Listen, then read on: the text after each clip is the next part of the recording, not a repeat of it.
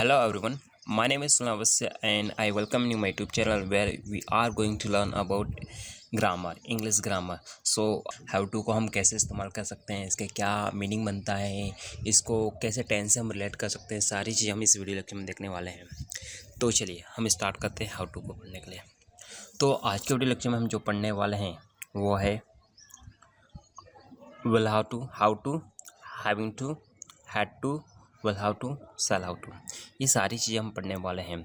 अब इन सारी चीज़ों का मतलब क्या होता है, तो देखिए अगर आप बाद में नोटिस कर पा रहे होंगे, देखो सभी के बाद जो मैंने इसको बनाया है यहाँ पे आप देख पा रहे होंगे कि 2+V1 है, हाउ टू +V1 है, हैविंग 2+V1 है, हैड 2+V1 है, विल हाउ टू +V1 है, सेल हाउ टू +V1 है। यानी कि 2 के बाद आपको हमेशा वर्ब फर्स्ट फॉर्म लगानी पड़ रही है। इसका मतलब हम ये कह सकते हैं कि हम 2+V1 पैटर्न पढ़ने जा रहे हैं। इसको मैं एक नाम देता हूँ 2+V1 पैटर्न। इसको मैं एक नाम देता हूँ 2+V1 पैटर्न। क्यों? क्योंकि यहाँ पर आपको हमेशा 2 के बाद वर्ब का फर्स्ट फॉर्म लगाना पड़ रहा है, इसलिए इसको मैंने नाम दिया 2+V1। अब देखिए अब इसका मतलब होता क्या है, अब इन सभी का मतलब क्या होता है। तो देखिए जब भी आपको इस तरह का स्ट्रक्चर मिले जहाँ पर आपको दिखाई दे have to +V1, having to +V1, had to +V1, will how to +V1, shall have to +V1, इन सब का मतलब होता है कि जब भी आपको ऐसे सेंटेंस बनाना होता है जहाँ पर आपको कोई काम मजबूरी में करना पड़ता है या फिर ऐसा कार्य जो आपके लिए आवश्यक होता है जिसको आप करना ही करना होता है, ऐसे कामों को बताने के लिए आपको इन सारे पैटर्न का इस्तेमाल करना पड़ेगा। अब देखिए काम कैसे होना चाहिए, एक तो मजबूरी में होना चाहिए और दूसरा काम होना चाहिए आवश्यक होना चाहिए। अगर ये दो काम हमें मिल जाते हैं तो हम इस्तेमाल करेंगे इन सभी पैटर्न का। और ये सारे पैटर्न हम अकॉर्डिंग ऐसे ही इस्तेमाल नहीं कर सकते, इसका यूज़ करने के कुछ तरीके होंगे, कुछ इनके नियम्स होंगे। अब वही नियम हम पढ़ने वाले हैं। तो देखिए जो भी चीज़ें आज हम पढ़ने वाले हैं एक्चुअल में इसको मैं एक टेंस से रिलेट करूँगा, क्योंकि टेंस से रिलेट करने से चीज़ें बहुत आसान हो जाएगा। तो चलिए हम 2+V1 पैटर्न पढ़ने वाले हैं। अभी 2+V1 होता क्या है, इसका कॉन्सेप्ट आया कहाँ से है, इसका एक्चुअल में मीनिंग क्या बनता है इंग्लिश में। तो देखिए 2+V1 एक्चुअल में इन्फिनिटिव होता है। अब ये इन्फिनिटिव क्या होता है, ये बहुत भारी चीज़ें लगता है। तो इन्फिनिटिव को आप सिर्फ इतना समझ लीजिए कि वे वर्ब जिसका किसी सब्जेक्ट का कोई प्रभाव नहीं पड़ता, किसी सब्जेक्ट या उसके नंबर का कोई प्रभाव नहीं पड़ता है। जैसे हमने मैक्सिमम सेंटेंस में देखा है कि अगर हमारा सब्जेक्ट सिंगुलर हुआ तो सिंगुलर हमें हेल्पिंग ऑफ या वर्ब चाहिए था। अब यहाँ पर आपका सब्जेक्ट सिंगुलर भी हो। अब देख सकते हैं यहाँ पे 2+V1 होता क्या है। 2+V1 को हम एक नाउन की तरह मान सकते हैं। नाउन की तरह मतलब कि जैसे जब भी आपको नाउन की ज़रूरत पड़ेगी तो आप वो किसी वर्ब को आप नाउन की तरह बना सकते हो, उसके पहले आप 2 लगा के आराम से उसको नाउन की तरह बना सकते हो। मैंने 2+V1 को नाउन लिखा हूँ जो कि एक इन्फिनिटिव का काम करता है। अगर आपको 2+V1 समझ में नहीं आता कोई दिक्कत नहीं है, यहाँ पे सिर्फ आप इतना समझ लीजिए कि 2 के बाद हमें वर्ब का फर्स्ट फॉर्म लगाना है। इसमें इतना ही इसका रोल होने वाला है। जब मैं इसका 2+V1 का एक वीडियो अलग से बनाऊँगा जहाँ पर मैं इसको स्पेशली इन्फिनिटिव की यूजेस में समझाऊँगा, तो वहाँ पर आपको ये सारी चीज़ें क्लियर हो जाएगी। फिलहाल के लिए आप इतना समझ लीजिए कि 2+V1 का मतलब होता है इन्फिनिटिव, जो कि एक नाउन की तरह काम करता है। चलिए अब देखिए आज हम पढ़ने वाले हैं has to, have to, will how to, cell how to, having to, इन सब को पढ़ने वाले हैं। अब इन सब का यूज़ कैसे करने वाले हैं, तो देखिए इन सब को पढ़ने से पहले हमें पता है कि हमारे पास टेंस कितने होते हैं, 3 टेंस होते हैं, present tense, past tense, future tense. और हमें ये भी पता है कि प्रेजेंट टेंस का फॉर्मूला कैसे बनता है। प्रेजेंट टेंस का फॉर्मूला बनता है, सब्जेक्ट होता है, उसमें वर्ब का फर्स्ट फॉर्म होता है, उसमें वर्ब में एस होता है, देन ऑब्जेक्ट होता है। ये होता है प्रेजेंट इंडेफिनिट टेंस का फॉर्मूला। सब्जेक्ट, वर्ब का फर्स्ट फॉर्म, वर्ब में एस देन ऑब्जेक्ट, ये हमें पता है प्रेजेंट इंडेफिनिट का फॉर्मूला। ठीक है। अब वर्ब का फर्स्ट फॉर्म हम कहाँ लगाते हैं, जहाँ पे सब्जेक्ट हमारा बहुवचन होता है। वर्ब में एस कहाँ लगता है, जहाँ पे हमारा सब्जेक्ट कैसा हो, सिंगुलर होता है, यानी कि एक वचन होता है, और उसके बाद में ऑब्जेक्ट लगाते हैं। ये होता है प्रेजेंट इंडेफिनिट। अब देखिए जो हम हैज़ टू यूज़ करने वाले हैं उसको हम प्रेजेंट इंडेफिनिट में कैसे इस्तेमाल करेंगे। तो हमारे पास कुछ वर्ब है, अब अगर नीचे देख पा रहे होंगे कुछ वर्ब है हमारे पास, जो कि हैज़ वर्ब की एस, ये हाउ वर्ब की फर्स्ट फॉर्म है, हैड वर्ब की सेकंड फॉर्म है और थर्ड फॉर्म है। और उसके बाद में आएगा हैविंग। हैविंग जो होता है वर्ब का आईएनजी फॉर्म होता है हैविंग। ये सारी फॉर्म है हमारे पास, वर्ब का फर्स्ट फॉर्म, वर्ब का सेकंड फॉर्म, वर्ब का थर्ड फॉर्म, वर्ब का आईएनजी फॉर्म और वर्ब में एस वाली फॉर्म हैज़, जो कि हैज़ है। ये आपको याद रखना है। अभी इन्हीं वर्ब का हम इस्तेमाल इस फॉर्मूले में करने वाला है जो कि प्रेजेंट इंडेफिनिट का फॉर्मूला है। ओके, इसमें देखिए इस फॉर्मूले में हम करेंगे इस्तेमाल। तो देखिए आप साफ साफ देख पा रहे हो हमारे पास क्या क्या है। देखो सब्जेक्ट, हमने सब्जेक्ट यहाँ पे सब्जेक्ट लिखा। वर्ब की फर्स्ट फॉर्म चाहिए, तो देखो वर्ब की फर्स्ट फॉर्म कौन है, हैव है, ठीक है। उसके बाद में हमें चाहिए वर्ब का एस फॉर्म, एस फॉर्म यानी कि हैज़ है। उसके बाद हमें चाहिए क्या, उसके बाद में हमें चाहिए ऑब्जेक्ट, तो ये ऑब्जेक्टिव क्लॉज है पूरी, यानी कि पूरी तरह से ये टेंस में फॉर्मूला बन चुका है। Subject has have then 2 + V1 then object, ये हमारा फॉर्मूला बन चुका है। ये हमने फॉर्मूला बनाया, टेंस से बनाया है फॉर्मूला। देखिए अब चलिए, ये हमने फॉर्मूला बना दिया है टेंस से। अगर आपको पता है कि हमें हैज़ का इस्तेमाल, हैव का इस्तेमाल कहाँ करना है, हमें हैव का इस्तेमाल करना है बहुवचन के साथ, हमें हैज़ का इस्तेमाल करना है एक वचन के साथ, क्योंकि ये वर्ब की एस या ई एस वाली फॉर्म है, ठीक है। और then object 2 + V1 then object. अब यहाँ पे टू के बाद में जो वर्ब की फर्स्ट फॉर्म लगाना है, देन उसके बाद में ऑब्जेक्ट, ये पूरा ऑब्जेक्टिव क्लॉज है। आई होप कि आप यहाँ तक समझ गए होंगे। अभी हम इन्हीं सेंटेंस का, अभी इन्हीं स्ट्रक्चर का हम यूज़ करने वाले हैं वाक्यों में। चलिए, लेकिन इससे पहले हम एक नेगेटिव बनाने का तरीका भी सीख लेते हैं। जैसे कि मान लो मैंने यहाँ पे बनाया था कैसा, ओके, मैंने यहाँ पे बनाया था। देखो ये सेंटेंस आप पढ़ पा रहे होंगे, नीचे मैंने एक सेंटेंस भी बनाया है, तो आप इससे आराम से पढ़ पा रहे होंगे कि राहुल को काम करना पड़ता है, राहुल हैज़ टू वर्क। यहाँ पर आप देख पा रहे होंगे राहुल कैसा सब्जेक्ट है। राहुल अगर ध्यान से देखो तो राहुल एक सिंगुलर सब्जेक्ट है और सिंगुलर के साथ हमने हैज़ लगाया। Rahul has to work, Rahul को काम करना पड़ता है, ये हमारा सेंटेंस हुआ है। देखिए अब हम चलते हैं अगले स्लाइड पे। अब हम नेगेटिव बनाएंगे, जैसे वहाँ पे था राहुल को काम करना पड़ता है, अब यहाँ पर बनाएंगे हम राहुल को काम नहीं करना पड़ता है। और ये सारे हम प्रेजेंट इंडेफिनिट से बनाएंगे, क्योंकि प्रेजेंट इंडेफिनिट से ही ये सारे सेंटेंस स्ट्रक्चर बने हुए हैं, ठीक है। तो हमारे पास सेंटेंस है, राहुल को खाना नहीं बनाना पड़ता है, तो Rahul does not have to cook food. अब देखिए ये स्ट्रक्चर बना कैसे, ये इसको हमने आसानी से कैसे ट्रांसलेट कर लिया, ये सारी बातें हम देखने वाले हैं। तो आपको पता है कि प्रेजेंट इंडेफिनिट में जब हम नेगेटिव सेंटेंस बनाते हैं, प्रेजेंट इंडेफिनिट में नेगेटिव सेंटेंस बनाते हैं, तो इसका फॉर्मूला कैसा होता है, इसका फॉर्मूला होता है subject then do does plus not then verb का first form then object. Subject आ गया, डू डज आ गया, देन नॉट देन वर्ब का फर्स्ट फॉर्म देन ऑब्जेक्ट आ गया। अब देखिए डू के साथ हमेशा आपको बहुवचन वाली हेल्प, देखो अगर सब्जेक्ट आपका बहुवचन है तो आपको डू लगाना है, अगर सब्जेक्ट एक वचन हुआ तो डज लगाना है, देन उसके बाद नॉट, देन उसके बाद में वर्ब का फर्स्ट फॉर्म देन ऑब्जेक्ट, ये आपको लगाना है, ठीक है।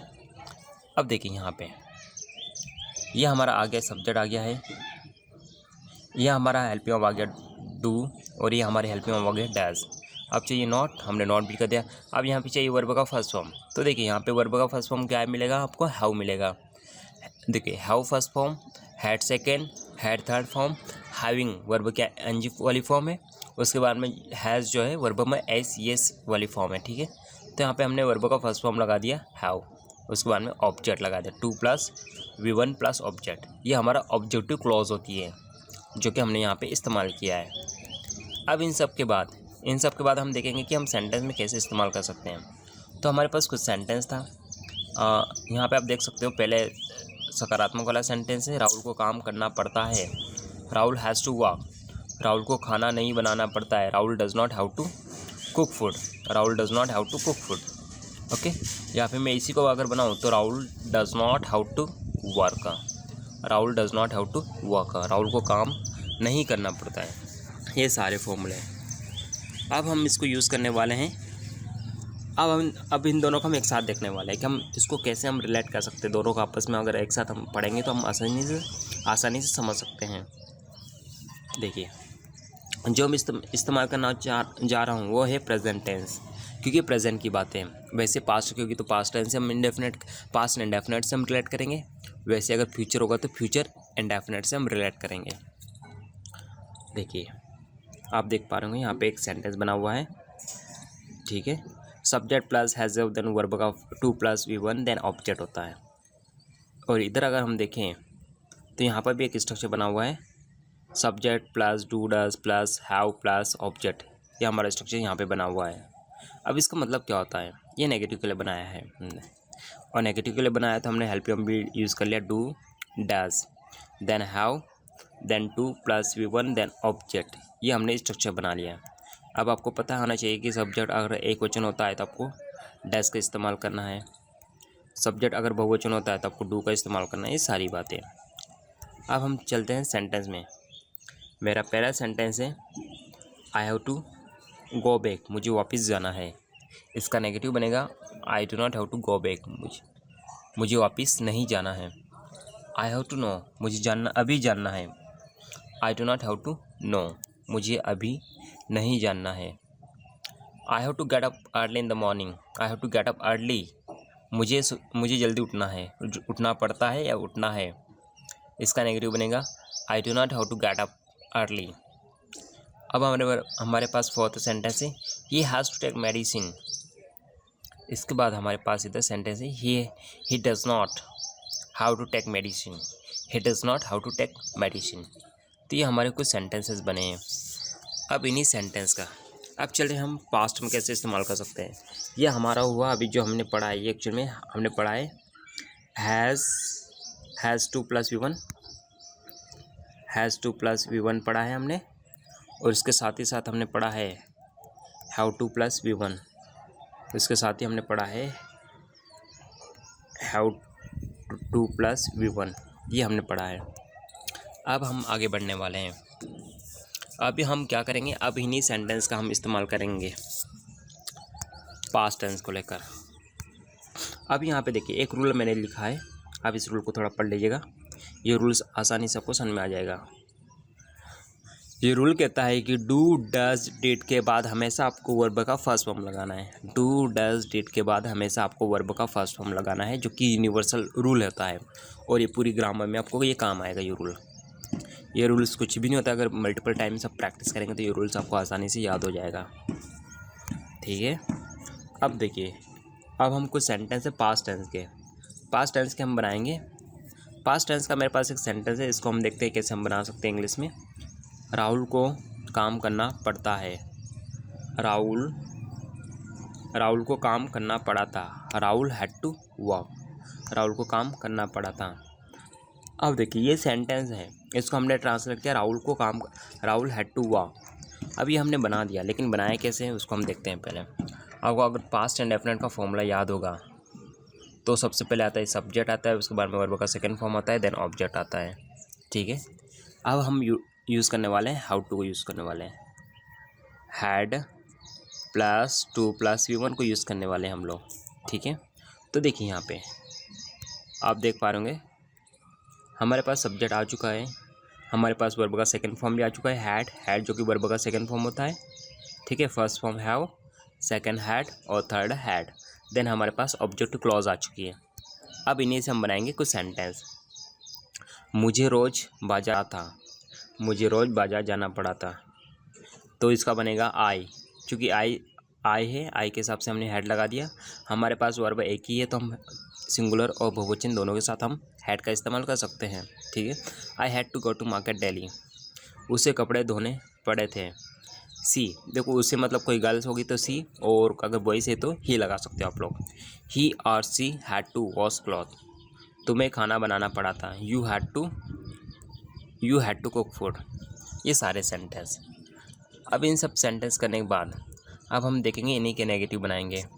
नेगेटिव मतलब कि मुझे खाना नहीं बनाना पड़ा था, मुझे मार्केट नहीं जाना पड़ा था, उसे यहाँ नहीं आना पड़ा था। सारे हमारे सेंटेंस है मेरे पास। मुझे रोज़ बाज़ार नहीं जाना पड़ा था, अब ये सेंटेंस मैंने बनाया कैसे। अब यहाँ पे नेगेटिव शब्द देख पा रहे हो कि नहीं वाला शब्द है, तो ये नेगेटिव है और मजबूरी वाला दे रहा है साउंड, यानी कि ये बनेगा हैड टू से, क्योंकि पास्ट टेंस है। ठीक है, अब देखिए इसको बनाने के लिए हमें फॉर्मूला पहले सीखते हैं कि फॉर्मूला कौन सा हम यूज़ करने वाले हैं। तो आपको याद होगा पास्ट इंडेफिनिट में जब हम नेगेटिव बनाते हैं सेंटेंस, तो हमारा स्ट्रक्चर बनता है subject plus did plus not, then verb का first form, then object. Subject plus did plus not, then verb का फर्स्ट फॉर्म, देन ऑब्जेक्ट बनता है। ठीक है, आप देख पा रहे होंगे कि यहाँ पे डिड के बाद मैंने वर्ब का कौन सा फॉर्म लिया, फर्स्ट फॉर्म लिया। ठीक है, अब चलिए मेरे पास सेंटेंस है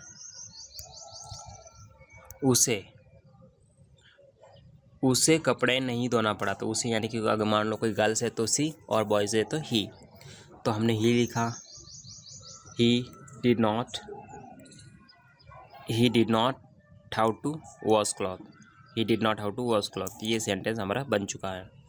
अब हमारे पास अगला सेंटेंस है, तुम्हें खाना नहीं बनाना पड़ा था। यू डिड नॉट, यहाँ पे नॉट आएगा, यू डिड नॉट, क्योंकि ये नेगेटिव है तो यहाँ पे नेगेटिव बन जाएगा, you did not have to. ठीक है, आप इसको नोट कर लीजिएगा। You did not have to cook food, यहाँ पर आएगा नॉट। चलिए मैं नोट लिख देता हूँ यहाँ पे, you did not have to cook food, you did not have to cook food. ये हमारा सेंटेंस बन चुका है। अब हम चलेंगे फ्यूचर टेंस की तरफ से। फ्यूचर टेंस में अब देखिए, फ्यूचर टेंस यानी कि भविष्य में। भविष्य में जब भी आपको, अब देखिए मैंने भविष्य के बारे में बहुत कुछ लिख चुका हूँ कि भविष्य में मतलब क्या होता है, इंग्लिश में क्या बनता है, सारी चीज़ें आप इसको पढ़ लीजिएगा, थ्योरी है। भविष्य में जब कोई काम हमें मजबूरी में करना पड़ेगा तो उन सभी कामों को अंग्रेजी भाषा में बताने के लिए हमें will how to, shall have to का इस्तेमाल करना पड़ता है। अगर ऐसे वाक्यों के अंत में देखें तो हमें मजबूरी सा प्रतीत होता है, यानी कि मजबूरी वाला साउंड आपको दिखाई देगा। हिंदी भाषा के वाक्य में क्रिया के साथ पड़ेगा, पड़ेगी आदि शब्द आपको दिखाई देंगे। ठीक है, जिसे हम देख सकते हैं यहाँ पे। मान लो हमारे पास कुछ सेंटेंसेस है, तो पहला सेंटेंस है मुझे बाजार जाना पड़ेगा। देखो यहाँ पे पड़ेगा, उसे कपड़े धोना पड़ेगा, तुम्हें खाना बनाना पड़ेगा, ये पड़ेगा, यानी कि मजबूरी दिख रहा है, मजबूरी तो है, साथ ही साथ यहाँ पर आपको और कुछ ऐसे काम है जो आवश्यक है। ऐसे कामों को बताने के लिए आपको will how to, shall have to का इस्तेमाल करना है। ऐसे कामों को बताने के लिए आपको किसका इस्तेमाल करना पड़ेगा, विल हाउ टू और शैल हाउ टू का इस्तेमाल करना पड़ेगा। देखिए ये आपको विल हाउ टू और शैल हाउ टू का इस्तेमाल करना है। अब देखिए ये तो हमने पढ़ लिया कि हमें किसका इस्तेमाल करना है, लेकिन इसका इस्तेमाल कैसे करना है हम वो देखने वाले हैं। तो अगर आपको याद होगा फ्यूचर इंडेफिनिट का फॉर्मूला, अगर आपको याद है फ्यूचर इंडेफिनिट का फॉर्मूला जो कि बनता है subject plus will shall then verb का फर्स्ट फॉर्म देन ऑब्जेक्ट से बनता है। अब देखिए हमने सारी चीज़ों को यहाँ पर रिलेट कर दिया है। सब्जेक्ट के नीचे सब्जेक्ट, विल के नीचे विल, साल के नीचे साल, क्योंकि ये हेल्पिंग वर्ब है। ये दोनों क्या है हमारे पास, ये दोनों हमारे पास हेल्पिंग वर्ब, और अगर ये हेल्पिंग वर्ब है तो हम इसका हेल्पिंग वर्ब की तरह हम इस्तेमाल करने वाले हैं। इसके बाद आप देख पा रहे होंगे यहाँ पे वर्ब का फर्स्ट फॉर्म जो कि हमें हाउ इस्तेमाल किया। देन उसके बाद में हमारे पास object clause 2 + V1 then object है। ठीक है, ये फॉर्मूला बनाए। अब आपके मन में डाउट होगा कि हमें कब विल लगाना है, कब साल लगाना है। तो विल के लिए आप देख लीजिए कि आप इस टेबल में देख सकते हैं। साल आप कहाँ कहाँ लगा सकते हैं, जब भी आपके सब्जेक्ट आई और वी होगा आपको साल लगाना है, और आई और वी को छोड़ के जो भी हमारे सब्जेक्ट होंगे उसके साथ आप लगाओगे विल का इस्तेमाल करोगे। आई और वी को छोड़ के जितने भी दुनिया भर के सब्जेक्ट होते हैं उन सब के साथ आप लगाओगे विल का इस्तेमाल करोगे। तो हमारे पास कुछ सेंटेंस पढ़ लेते हैं। मुझे रोज़ बाजार जाना पड़ेगा, I shall have to go to market daily, उसे कपड़े धोना पड़ेगा, ही या she will how to wash cloth. ठीक है, तुम्हें खाना बनाना पड़ेगा, you will how to cook food, तुम्हें खाना बनाना पड़ेगा, you will how to cook food. ये बना है। अब हम इन्हीं का नेगेटिव में इस्तेमाल करने वाले हैं कि नेगेटिव हम कैसे इस्तेमाल कर सकते हैं। तो देखिए अगर आपको याद है फ्यूचर इंडेफिनिट का नेगेटिव वाला फॉर्मूला, जहाँ पर हम बात करते हैं नेगेटिव सेंटेंस बनाने के लिए। Where is my slide, I don't know why. चलिए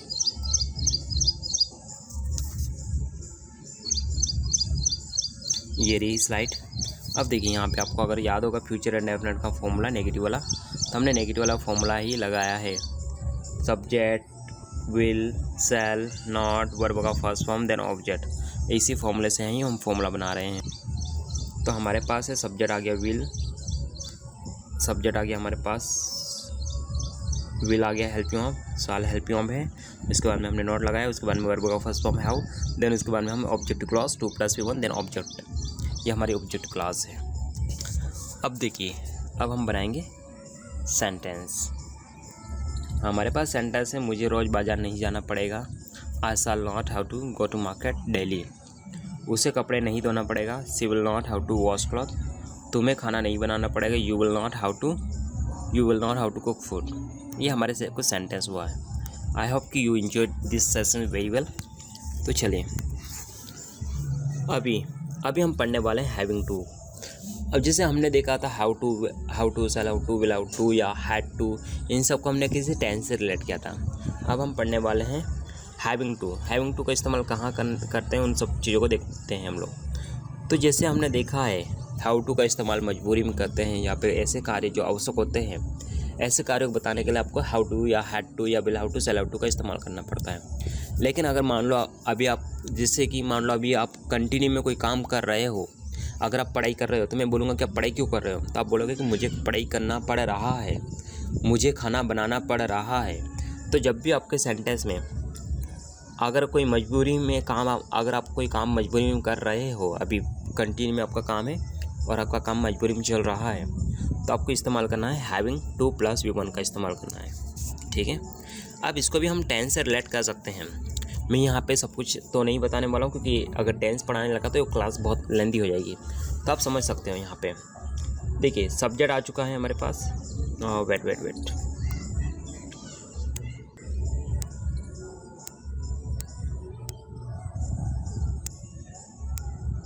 कहाँ, ये रही। अब देखिए यहाँ पे अगर आपको साफ साफ दिख पा रहा होगा तो हमारे पास सेंटेंस है subject she is having to study, उसे पढ़ाई करना पड़ रहा है, यानी कि उसका काम कंटिन्यू में, इसलिए हमने प्रेजेंट कंटिन्यू का इस्तेमाल किया है। ठीक है, I am having to eat food, मुझे खाना पड़ रहा है। I am having to eat food, मुझे खाना पड़ रहा है। I was having to teach, मुझे पढ़ाना पड़ रहा है। I was having to teach. You are having to help me, तुम्हें मेरी मदद करनी पड़ रही है। ठीक है, she will be having to come, she will be having to come here, उसे यहाँ आना पड़ रहा होगा। She will be having to come here. अब ये सारे जो मैंने फॉर्मूले बनाए एक्चुअल में ये किसी न किसी टेंस के कॉन्टिन्यू एक्शन से बना है। Present continue, past continue, future continue. उसके हेल्पिंग वर्ब लगाइए is, am, are, was, were, will be, shall be. उसके बाद में वर्ब के आईएनजी फॉर्म यानी कि हैविंग, देन आपके उसके बाद में ऑब्जेक्ट क्लॉज लगा सकते हो। तो मैंने इस टाइप से बनाया है। आई होप कि you enjoyed this session very well. ये चीज़ बहुत आसान है, आप इसको आराम से प्रैक्टिस करके सीख सकते हैं। तो चलिए मिलते हैं हम नेक्स्ट क्लास में। Till then bye bye. अगर आप इस वीडियो को पहली बार देख रहे हैं और अगर आप इस चैनल पर नए हैं तो आप इस वीडियो को लाइक कर सकते हो, चैनल को सब्सक्राइब कर सकते हो और अपने दोस्तों के साथ आप इसको शेयर कर सकते हो, because sharing is caring. Alright, so what you have to do is that like and share as much as possible. All right, so we will meet on the next video. Till then, bye bye, have a good day.